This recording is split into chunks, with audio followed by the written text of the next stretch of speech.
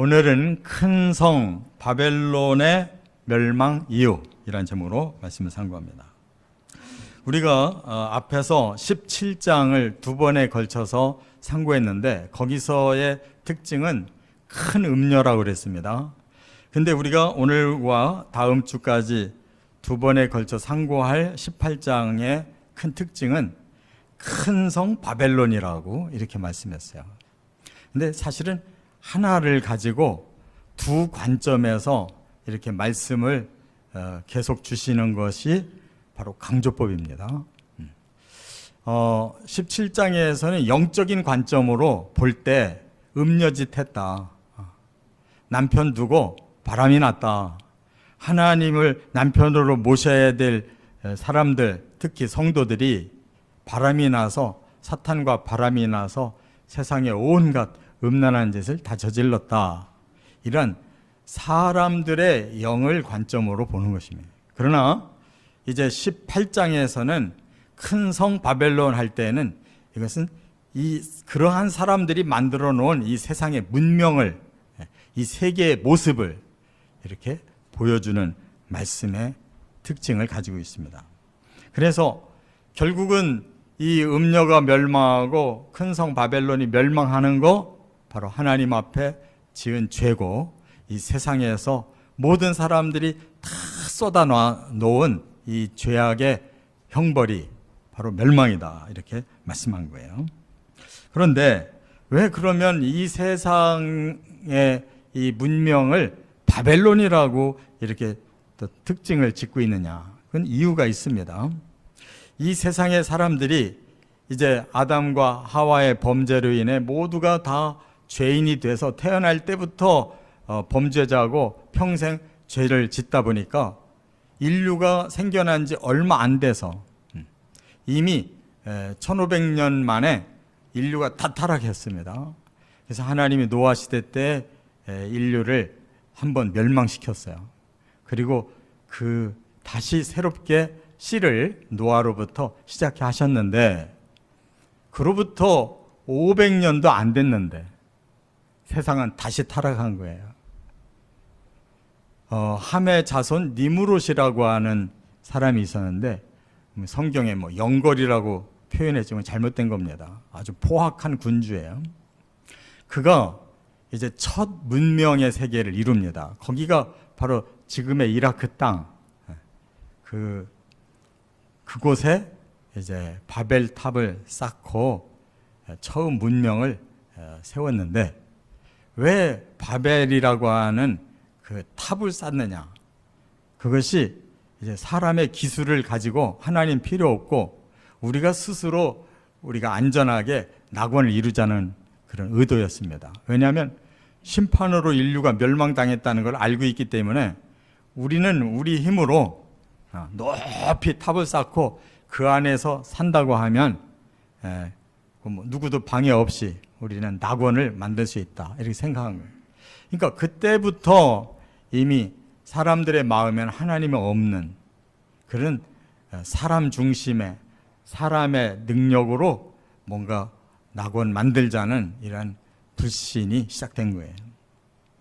그래서 결국 하나님께서 이대로 두면 다시 심판을 해야 되기 때문에 심판 안 한다고 하셨으니까 그들을 참아주시고, 방법은 언어를 달리해서 저절로 사람들이 민족 간에 다 흩어지도록 만들어서 지금까지 참고 계셨기 때문에 이 인류가 이만큼 번성했고, 이렇게 수천 년간 계속 인류가 이 땅에 태어나고 죽고 했다, 그 말이에요.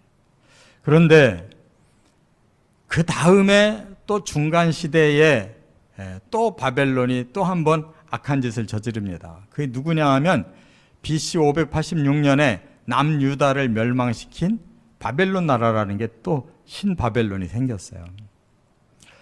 하나님께서 선민을 사랑해서 뭔가를 선민을 통해 인류 구원의 샘플을 보여주려고 했는데 선민이 타락해서 망하게 되니까 하나님이 바벨론을 통해서 멸망을 시켜요. 그렇다고 해서 바벨론이 의로웠느냐? 아니에요. 바벨론은 더 악한 나라인데 선한 그보다는 선한 유대인들을 하나님 심판하시느라고 잠시 쓰셨습니다. 그러나 그 바벨론은 더 처참하게 하나님 멸망시키겠다고 예언하시고 제국 중에서 가장 짧게 70여 년 정도밖에는 못 있고 바로 무너짐으로 70년 만에 선민은 다시 구출을 받게 하셨다 그 말이에요. 그런데 역사가 계속 흘러서 드디어 하나님이 계획하신 마지막 때가 왔어요. 그 마지막 때 다시 또 악한 방법으로 세상을 다 속여가지고 마지막 멋진 문명 세계를 만들어내자고 나타나는 자가 있는데 그가 바로 적그리스도라 그 말이에요. 그가 7년 언약을 맺고 평화조약으로 온 세상 사람들을 다 합세해서 정치, 경제, 종교, 문화, 모든 사회를 다 통합하는 그러한 멋진 프로젝트로 마지막 인류의 문명을 세우겠다고 나서는데 그가 진짜 악한 자다 그 말이에요. 그렇기 때문에 그가 세우는 이 마지막 문명, 그게 지금 큰 성 바벨론의 멸망을 말씀하는 거예요. 할렐루야. 이러한 성경의 그 맥을 알고 들어가 보면 창세기부터 계시록까지 하나님은 바로 이 구원론을 가지고 끌고 가시는 거예요. 그래서 구원받을 자들을 온전히 구원하기 위해 그 전에 악한 자들은 심판할 수밖에 없다, 그런 말씀입니다.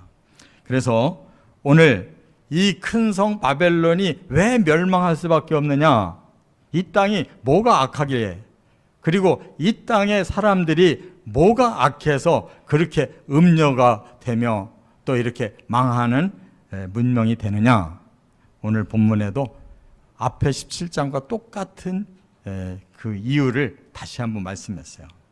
세 가지로 말씀 상고합니다. 첫째, 1절부터 3절 상반절까지 보면 악령에 사로잡힌 음행 때문이다, 이렇게 말씀하셨어요. 자, 2절을 함께 읽어보겠습니다. 힘찬 음성으로 외쳐 이르되 무너졌도다 무너졌도다 큰 성 바벨론이여, 귀신의 처소와 각종 더러운 영이 모이는 곳과 각종 더럽고 가증한 새들이 모이는 곳이 되었도다. 여기서 아주 역설적인 말씀을 하시는데, 이 세상 문명을 하나님의 눈으로 보니까 사람들이 생각하는 거하고는 정반대로 하나님 눈에 보인다는 거예요. 어떻게? 귀신의 처소구나, 각종 더러운 영이 모이는 곳이구나, 각종 더럽고 가증한 새들이 모이는 곳이 이 문명이구나 라고 말씀했다는 거예요. 사람들이 이런 말 하는 사람이 없잖아요.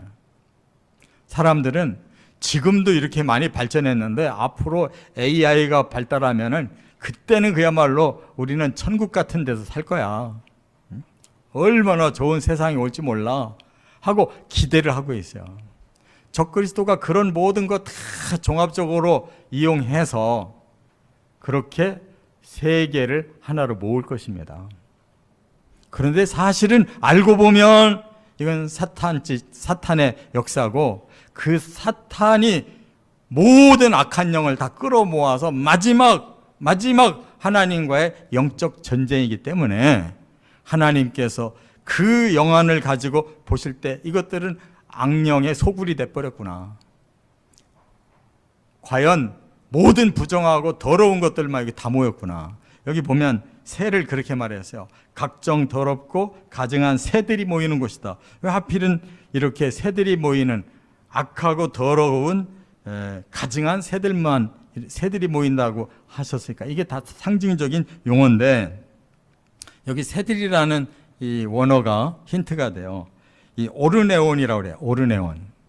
이 오르네온이라는 것은 그냥 예쁜 새들을 말하는 게 아니라 바로 레위기에 나오는 먹지 말고 또 가까이 하지 말라고 부정한 것이라고 금한 종류를 말하는 거예요. 그래서 예를 들면 독수리 같은 그런 시체를 뜯어먹고 부패한 곳에 모여들어서 그냥 진을 치는 이러한 무서운 그런 짐승들의 세계를 여기서 말씀하고 있는 거예요. 그러니까 하나님 눈으로 볼 때 이 세상이 정상이 아닌 거예요. 악령이 드글드글하고 악령에 의해서 다 타락한 것들이 그냥 가득하고 다 썩어 문드러진 것들만 충만하다 그 말이에요.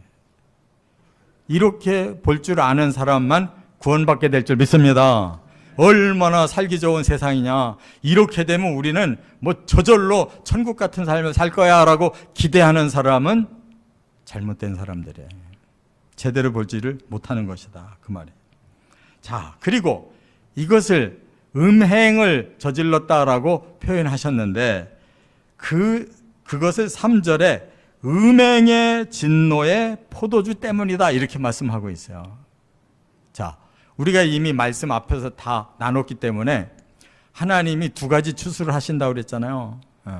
구원받을 자의 추수는 곡식 추수라고 그랬어요. 그래서 알곡을 모아가지고 곡간에 들이듯이 바로 의로운 자, 끝까지 진리대로 살아서 이긴 자들은 천국으로 부르시지만 다음 악한 자들, 심판의 대상이 되는 자들은 뭐라고 그랬어요? 진노의 포도에 재앙을 내린다고 이렇게 말씀했잖아요. 그 말은 뭐냐? 포도도 굉장히 좋은 건데 이 상징성으로 그렇게 둘로 나눈 거예요.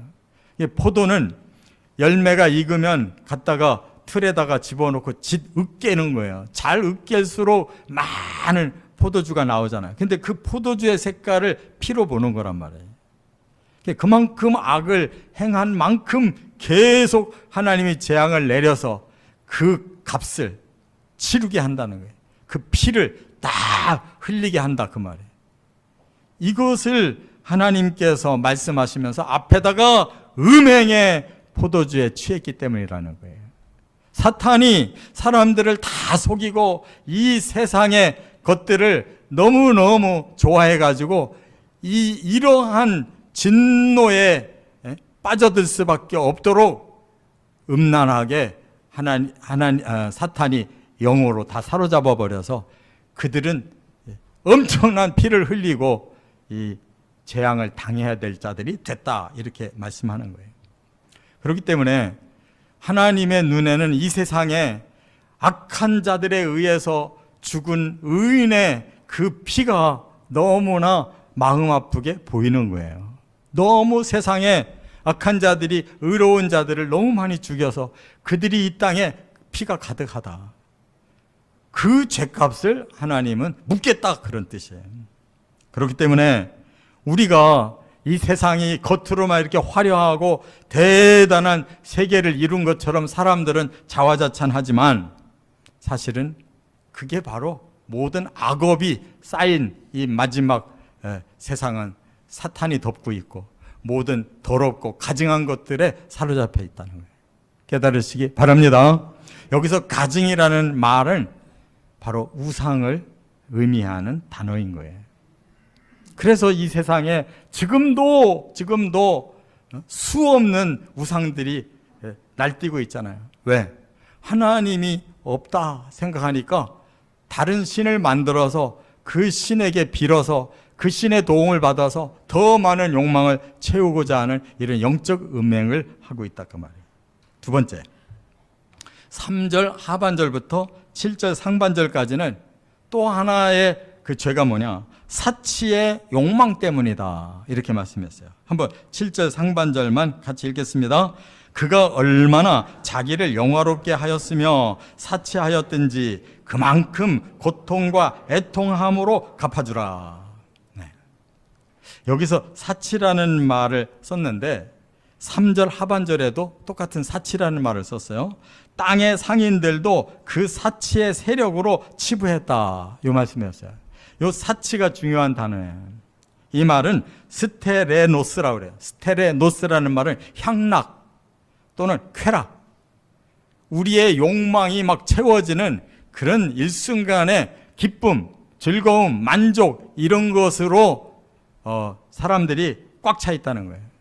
이 욕망이 꽉 차 있다는 거예요. 자, 그러면 그게 과연 뭐를 통해서 이루어지느냐? 바로 물질적인 것입니다. 사람은 영과 혼과 몸으로 지어져 있는데 바로 이 몸이 원하는 것들이 바로 그런 거란 말이에요. 온갖 쾌락을 누리며 마음의 욕망이 다 다 풀어지기를 원하고 있다는 거예요. 영혼이 그걸 주장을 해야 되는데 몸이 주장하는 세상이란 말이에요. 그래서 온갖 문명 세계가 바로 이 몸의 쾌락을 위해 점점 만들어져 가고 있다 그 말이에요. 그렇기 때문에 그것이 이제 세력을 얻었다 그랬어요. 본래 세력이라는 말은 이 디나미스, 권능이라는 뜻과 같은 건데 하나님의 디나미스가 아니라 바로 욕망의 디나미스로 완전히 꽉 찼다는 거예요. 그래서 지어지는 것마다 사람들의 욕망을 채울 수 있는 방향으로 만들어져 가니까 이 세상이 타락할 수밖에 없다는 거예요. 이 사치라는 이 말이 아까 향락과 쾌락이라고 말씀을 했는데 이것이 이제 치부, 말하자면 그것을 사람들이 계속 쌓는다라는 뜻이에요. 사람들은 이 물질을 통해서 쾌락을 계속 쌓기를 원해요. 그렇기 때문에 세상은 계속 물질적으로 발전해 나가는 것 같은데 그것이 다 욕망 덩어리의 결과라는 거예요. 그러니까 그게 다 하나하나가 죄로 계속 이 땅에서 더 커져가고 있다. 그런 뜻이에요. 여러분, 사람이 신앙생활을 한다고 해서 영이 살아나는 게 아닙니다. 가짜 신앙은 전부 물질에 연관을 둬요. 그래서 점치는 사람들 무당한테 한 번씩 해달라, 푸닥거리 해달라는 사람들 목적이 뭐예요? 다 자기 잘 되게 해달라는 거예요. 죄는 일절 거기에 관여가 안 해요. 내가 뭐가 원하는데, 우리 아들 합격해야 되는데, 돈 벌어야 되는데, 앞으로 무슨 운수가 들어와야 되는데, 이렇게 계속 자기 욕망을 해결해 달라는 그런 것들을 가득히 품고 이 땅이 여기까지 왔다 이 말이에요. 그렇기 때문에 이 물질이 타락한 물질 세계다라는 것을 말씀하고 있는 걸 깨달으시기 바랍니다. 이것을 성경에서 예언한 말씀이 있어요. 종말에 이렇게 될 거다라고 예언한 말씀이 디모데후서 3장 1절 이하에 이렇게 돼 있어요. 너는 이것을 알라. 말세에 고통하는 때가 이르러 그랬어요. 말세에 사람들이 여기에 다 매달려서 뭔가를 향락과 쾌락과 욕망의 만족을 얻으려고 할 텐데 그게 반대로 뒤집어질 거다. 고통하는 때가 될 거다. 왜? 사람들이 자기를 사랑하며 자기밖에 없어요. 나만 좋으면 끝나는 거야. 그러다 보니까 돈을 사랑하게 되고 자기를 자랑하게 되고 자기를 교만하게 하고 또 남은 비방하고 부모는 거역하고 감사는 안 하고 또 거룩함이 없고 무정, 남을 향한 정이 없고 또 원통함을 풀지 않고 한번 나를 기분 나쁘게 했다 그러면 반드시 보복하려고 그런단 말이에요. 또 모함한다. 내가 잘 되려면 남을 거꾸로 들여야 되니까 모함한다.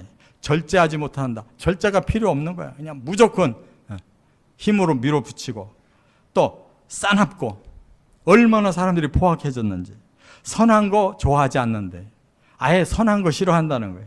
사회생활에 선한 사람 보면 자꾸 왕따시켜서 없애버리고 악한 것들끼리 모이려고 한단 말이에요. 또 배신한다. 의리가 없는 거예요. 하나님도 배신하는데 사람 배신하는 게 일도 아니지. 조급하면 마음이 너무 불안한 거예요. 자만하며 자기만 최고라고 스스로 자화자찬하는 거예요. 쾌락 사랑하기를 하나님 사랑하는 것보다 더하다. 하나님이 뭐야? 필요 없어. 내가 쾌락을 느끼는 게 첫째야. 하나님이 나한테 세상 복 줄 줄 알고 믿었는데 아니구나. 바로 내버리는 거야. 기독교가 우상화되고 있단 말이에요. 이렇게 되는 것이 바로 인류의 마지막 문명 세계다라는 것을 이렇게 사도 바울을 통해서 깨우쳐 주신 걸 깨달으시 바랍니다. 또 오늘 본문에 5절에 보니까 그 죄가 어느 정도냐? 하늘에 사무쳤다 그랬어요. 이 사무쳤다라는 말은 굉장히 우리나라의 말로 굉장히 감성적인 말이에요. 그 표현하기가 쉬운 게 아니잖아요. 이 원어는 뭐라고 했냐면 다바크라고 그랬는데 하늘에 닿았다. 죄가 꼭대기까지 닿았다는 거예요. 하나님 앞에까지 그 죄가 닿았대요. 그러니 어떻게 하나님 가만히 계시냐고. 갈 때까지 갔다는 건데. 그래서 6절에 하나님 이렇게 말씀했어요. 그가 준 그대로 그에게 줄 것이며 그의 행위대로 갑절을 갚아줄 것이고 그가 섞은 잔에도 갑절이나 섞어서 그에게 주리라. 이게 바로 하나님의 선언이에요. 하나님의 계시는 그 보좌에까지 죄가 올라왔다면 이제 하나님이 행동하실 때인데 어떻게? 그대로 갚아주겠다. 피 흘린 것에 대해서는 갑절로 갚아주겠다. 이렇게 말씀했다 그 말이에요. 그렇기 때문에 우리가 이 땅에서 쌓아놓은 이 물질의 문명이 우리를 이제 스스로 멸망시킨다는 걸 깨달으시 바랍니다. 사람들이 욕망에 빠져가지고 그냥 금을 갖고 싶어서 막 광맥을 찾아 들어가고 다이아몬드 찾고 싶어서 들어가더니 이제는 세상이 더 발달하니까 뭐 다른 물질 소재를 발견해가지고 뭐 그냥 석유도 무진장하게 파고 들어가고 지금 또 석유 대체하는 그런 가스가 나왔대잖아요. 이 암석 속에 들어있는 그 석유 같은 게 있대잖아요. 그래서 미국에서는 그걸 또 발견해가지고 또 그걸 파내기 시작해가지고 지금 중동하고 으르렁거리는 것이 그 에너지 싸움이거든. 또 뭐 중국에는 뭐 히토른가 하는 그 물질이 또 아주 제일 좋은 게 나와가지고 북한에도 그런 게 있대잖아요. 그러니까 우리 쳐들어가서 그냥 북한 합병해버리자 이런 사람도 지금 나오잖아요. 그러니까 뭐든지 욕망이야, 욕망. 자신의 욕망을 이루기 위해서라면 못할 게 없는 거예요. 그러니까 핵을 만들어가지고 너 죽자 나는 살고. 근데 그게 안 되잖아요. 워낙 많이 이게 핵이 확산돼가지고 너 죽자 그러면 저쪽에서도 너 죽어 하고 쏘니까 수십만 개의 핵폭탄이 터지면 멸망은 따놓은 당상이란 말이에요. 이게 바로 사치의 욕망에 빠진 우리 인류의 모습인 걸 깨달으시기 바랍니다. 이렇게 자연을 다 회파시켜 놓으니까 가진 놈들은 너무 많이 갖고 없는 사람은 너무 없어가지고 쫄쫄 굶어 죽고 기근을 그 사람들이 다 당하고 있잖아요. 이러니 어떻게 하나님이 심판을 안 할 수가 있나? 끝으로 세 번째, 가장 핵심적인 죄를 이렇게 지적하셨어요. 7절 하반절과 8절, 바로 교만 때문이라는 거예요. 결국 사람이 왜 이렇게 망하게 되느냐? 하나님 앞에 교만해서는. 사람 간에도 서로 자기 높이려고 교만하다가 이렇게 스스로 망하는 거예요. 전쟁이 왜 일어나요? 교만해서 전쟁이 일어나는 거예요. 왜 소송이 왜 일어나? 교만해서 일어나는 거예요. 모든 이 땅의 재앙은 왜 일어나느냐? 교만을 낮추려고 주시는 거예요. 깨달으시 바랍니다. 7절 하반절 다 같이 읽겠습니다. 그가 마음에 말하기를 나는 여왕으로 앉은 자요 과부가 아니라 결단코 애통함을 당하지 아니하리라. 하나님을 배신한 음녀가 자기를 하나님 나 음녀입니다 그러면 용서받을 텐데 나 여왕이야. 누구의 여왕이냐? 나 사탄 왕의 여자야. 자기를 여왕으로 한다는 거예요. 하나님이 이미 쫓아버린 선민 그들은 과부가 돼 있는데 나 과부 아니야. 난 사탄의 사랑받는 여왕이야. 이렇게 생각하고 있다. 이것처럼 교만한 일이 어디냐고. 그래서 하나님 필요 없어. 나는 이 땅의 여왕이기 때문에 못할 게 없고 모든 것 다 누릴 권리가 있어. 이렇게 생각한다는 거예요. 쪽박찬 과부라는 사실을 전혀 깨닫지 못하기 때문에 그 교만 때문에 망한다는 거예요. 그래서 어느 정도로 하나님께서 화가 나셨느냐? 8절에 보니까 하루 동안에 재앙이 임하리라 그랬어요. 하루 동안. 엔미야 헤메라라고 하는 이 단어는 하나님이 6일 동안 창조하신 그 아름다운 세계, 그 정성을 다 쏟은 세계를 하루 만에 다 부신다는 뜻이에요. 이게 하나님의 진노가 아니면 뭐겠냐 말이에요. 깨달아야 될 줄 믿습니다.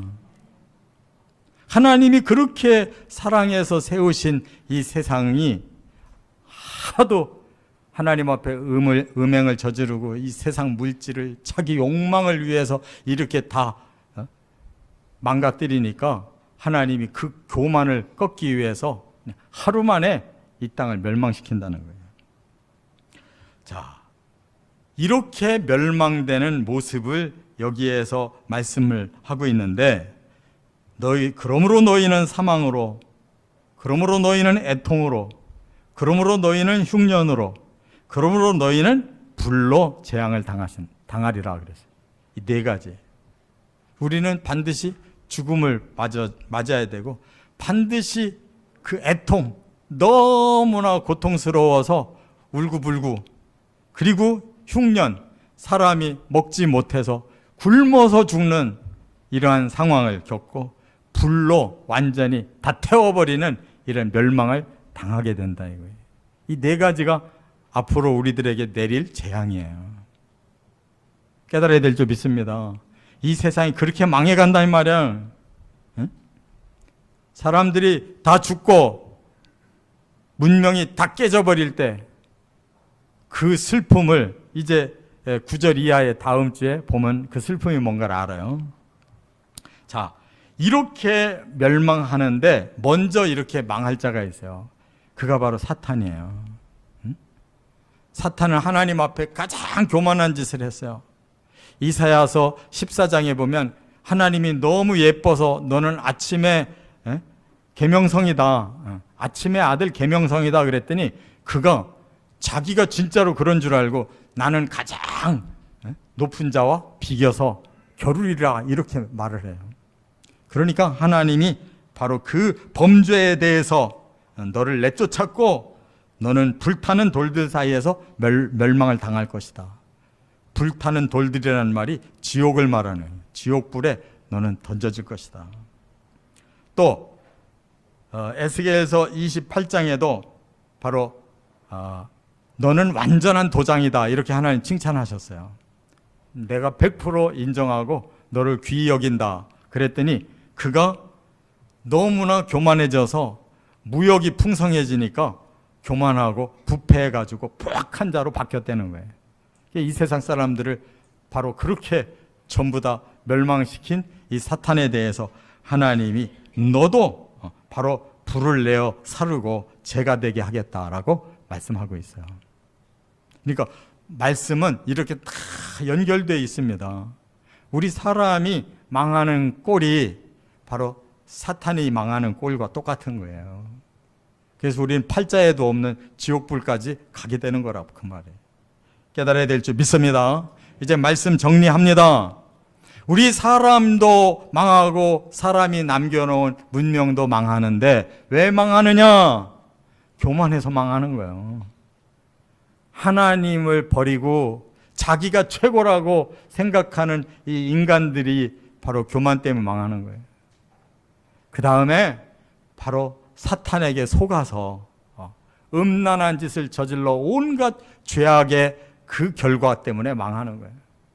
그리고 사람들에게 주신 아름다운 선물을 이것들이 탐욕에 빠져가지고 이 세상의 물질을 가지고 온갖 쾌락과 욕망을 채우려고 이렇게 세상을 뒤집어 놔서 스스로 망하는 거란 말이에요. 하나님 말씀은 조금도 거짓이 없고 조금도 빈틈이 없습니다. 바로 그렇게 망할 수밖에 없었던 자들이 저와 여러분들이에요.